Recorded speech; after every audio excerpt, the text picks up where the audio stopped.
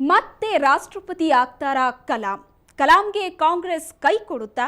ಚರಿತ್ರೆ ಸೃಷ್ಟಿಸ್ತಾರಾ missile man? ಇದುವೇ ಹೊತ್ತಿನ ವಿಶೇಷ ಒನ್ಸ್ ಮೋರ್ ಕಲಾಂ.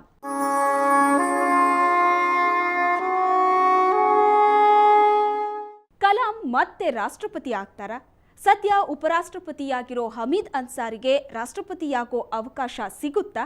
ಇಲ್ಲ ಮತ್ತೊಮ್ಮೆ ಮಹಿಳೆ ಆ ಸ್ಥಾನವನ್ನ ತುಂಬುತ್ತಾರಾ?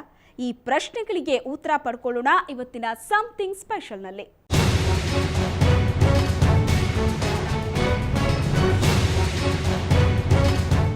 ರಾಷ್ಟ್ರಪತಿ ಪ್ರತಿಭಾ ಪಾಟೀಲ್ರ ಅವಧಿ ಮುಕ್ತಾಯಕ್ಕೆ ಇನ್ನು 3 ತಿಂಗಳು ಮಾತ್ರ ಬಾಕಿ ಇದೆ.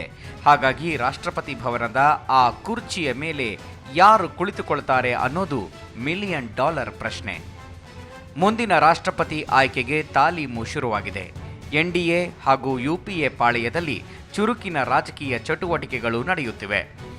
ಜುಲೈ 24ಕ್ಕೆ ಪ್ರತಿಭಾ ಪಾಟೀಲರ ರಾಷ್ಟ್ರಪತಿ ಅಧಿಕಾರಾವಧಿ ಮುಗಿಯಲಿದೆ. ಯಾರಾಗಲಿದ್ದಾರೆ ಮುಂದಿನ ರಾಷ್ಟ್ರಪತಿ? ಅಬ್ದುಲ್ ಕಲಾಂಗೆ ಮತ್ತೆ ಅವಕಾಶ? ಸದ್ಯ ಇದು ಎಲ್ಲರನ್ನೂ ಕಾಡುತ್ತಿರೋ ಪ್ರಶ್ನೆ. ಆದರೆ ಯಾವುದೇ ರಾಜಕೀಯ ನಂಟು ಇಲ್ಲದ ಒಬ್ಬರನ್ನ ರಾಷ್ಟ್ರಪತಿ ಮಾಡುವ ಬಗ್ಗೆ ಒಲವು ವ್ಯಕ್ತವಾಗಿದೆ. ಕಾಂಗ್ರೆಸ್ ಪಕ್ಷ ಕೂಡ ಇದೇ ನಿಲುವನ್ನ ಸ್ಪಷ್ಟಪಡಿಸಿದೆ. ಈ ಹಿನ್ನೆಲೆಯಲ್ಲಿ ರಾಷ್ಟ್ರಪತಿ ಹುದ್ದೆಗೆ ಮುಖ್ಯವಾಗಿ ಕೇಳಿಬರ್ತಿರೋ ಹೆಸರು ಡಾಕ್ಟರ್ APJ ಅಬ್ದುಲ್ ಕಲಾಂ.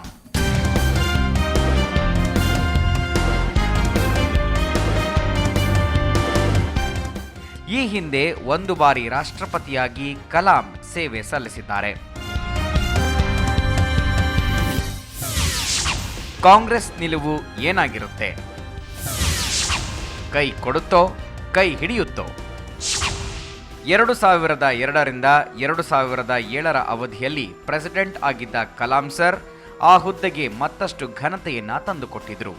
ಅಣುವಿಜ್ಞಾನಿಯೊಬ್ಬರು ದೇಶದ ಪ್ರಥಮ ಪ್ರಜೆಯ ಸ್ಥಾನದಲ್ಲಿ ಕುಳಿತುಕೊಂಡಿದ್ದು ವಿಶೇಷ. ಸದ್ಯದ ಪರಿಸ್ಥಿತಿಯಲ್ಲಿ ಕಾಂಗ್ರೆಸ್ ಕೂಡ ಇದನ್ನ ಒಪ್ಪಿಕೊಳ್ಳುವ ನಿರೀಕ್ಷೆ ಇದೆ.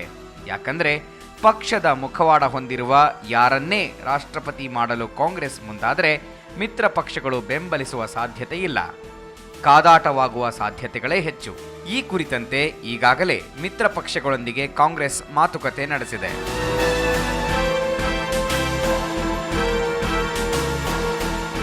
ಪ್ರಭಾವಿ ಕೇಂದ್ರ ಸಚಿವ ಶರದ್ ಪವಾರ್ ಕೂಡ ಇದೇ ನಿಲುವು ವ್ಯಕ್ತಪಡಿಸಿದ್ದಾರೆ. ಯಾಕಂದ್ರೆ ಕಾಂಗ್ರೆಸ್ ಹಿರಿಯ ಮುಖಂಡ ಪ್ರಣಬ್ ಮುಖರ್ಜಿ ಹೆಸರು ಕೂಡ ರಾಷ್ಟ್ರಪತಿ ರೇಸ್ನಲ್ಲಿ ಕೇಳಿ ಬಂದಿದೆ. ಪ್ರಣಬ್ ರಾಷ್ಟ್ರಪತಿಯಾಗೋದನ್ನ ಶರದ್ ಪವಾರ್ ಖಂಡಿತ ಇಷ್ಟಪಡಲ್ಲ. ಖುದ್ದು ಕಾಂಗ್ರೆಸ್ ಅಧ್ಯಕ್ಷೆಗೆ ಕೂಡ ಇದು ಇಷ್ಟವಿಲ್ಲ. ಇನ್ನು ಕಾಂಗ್ರೆಸ್ ಸದ್ಯ ಉಪರಾಷ್ಟ್ರಪತಿಯಾಗಿರೋ ಹಮೀದ್ ಅನ್ಸಾರಿ ಅವರನ್ನೇ ರಾಷ್ಟ್ರಪತಿ ಮಾಡುವ ಲಕ್ಷಣಗಳು ಕಾಣುತ್ತಿಲ್ಲ. ಯಾಕಂದ್ರೆ ಸಂಸತ್ ಅಧಿವೇಶನ ವೇಳೆ ರಾಜ್ಯಸಭೆಯಲ್ಲಿ ಅವರು ವಿಪಕ್ಷಗಳ ಕೆಂಗಣ್ಣಿಗೆ ಗುರಿಯಾಗಿದ್ದಾರೆ. ಕಾಂಗ್ರೆಸ್ ಕೂಡ ಅವರ ಆಯ್ಕೆ ಮಾಡಲು ಒಲವು ತೋರುತ್ತಿಲ್ಲ. ಅನ್ಸಾರಿ ಪರ ಲಾಲು ಬ್ಯಾಟಿಂಗ್. ಸಮಾಜವಾದಿ ಪಕ್ಷದ ನಿಲುವು ಏನು? ಆದರೆ RJD ಮುಖಂಡ ಲಾಲು ಪ್ರಸಾದ್ ಯಾದವ್ ಸದ್ಯ ಉಪರಾಷ್ಟ್ರಪತಿಯಾಗಿರೋ ಹಮೀದ್ ಅನ್ಸಾರಿ ಪರ ಬ್ಯಾಟಿಂಗ್ ಮಾಡಿದ್ದಾರೆ. ಆ ಹುದ್ದೆಗೆ ಅವರೇ ಸೂಕ್ತ ವ್ಯಕ್ತಿ, ರಾಷ್ಟ್ರಪತಿ ಸ್ಥಾನಕ್ಕೆ ಅರ್ಹ ವ್ಯಕ್ತಿಯಾಗಿದ್ದು ಪದೋನ್ನತಿ ನೀಡಬೇಕೆಂದು ತಮ್ಮ ಬೆಂಬಲವನ್ನ ಲಾಲು ಘೋಷಣೆ ಮಾಡಿದ್ದಾರೆ. ಇನ್ನು ಅಬ್ದುಲ್ ಕಲಾಂಗೆ ಮತ್ತೆ ಅವಕಾಶ ಕೊಟ್ಟರೆ ಬೆಂಬಲಿಸುವುದಾಗಿ ಸಮಾಜವಾದಿ ಪಕ್ಷದ ವಕ್ತಾರ ಶಹೀದ್ ಸಿದ್ದಿಕ್ ಹೇಳಿದ್ದಾರೆ.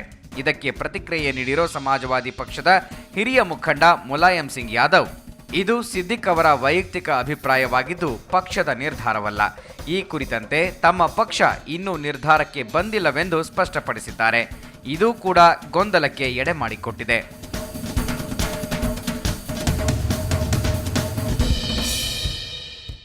ಕಲಾಂರನ್ನ ಮತ್ತೆ ರಾಷ್ಟ್ರಪತಿಯ ಸ್ಥಾನದಲ್ಲಿ ಕೂರಿಸಲು ಬಿಜೆಪಿ ಒಲವು ತೋರಿದೆ.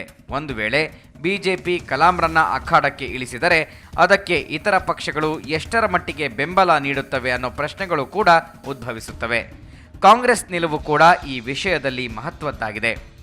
ದೇಶದ ಅತ್ಯುತ್ತಮ ವಿಜ್ಞಾನಿ ಹಾಗೂ ಭಾರತದ ಭವಿಷ್ಯದ ಕನಸುಗಾರ ಕಲಾಂ ಸಾಬ್ ಮತ್ತೆ ರಾಷ್ಟ್ರಪತಿಯಾಗಬೇಕು ಅನ್ನೋ ಕೋಟ್ಯಂತರ ಭಾರತೀಯರ ಕನಸು ನನಸಾಗುತ್ತಾ ಅನ್ನೋದನ್ನ ಕಾದು ನೋಡಬೇಕಾಗಿದೆ.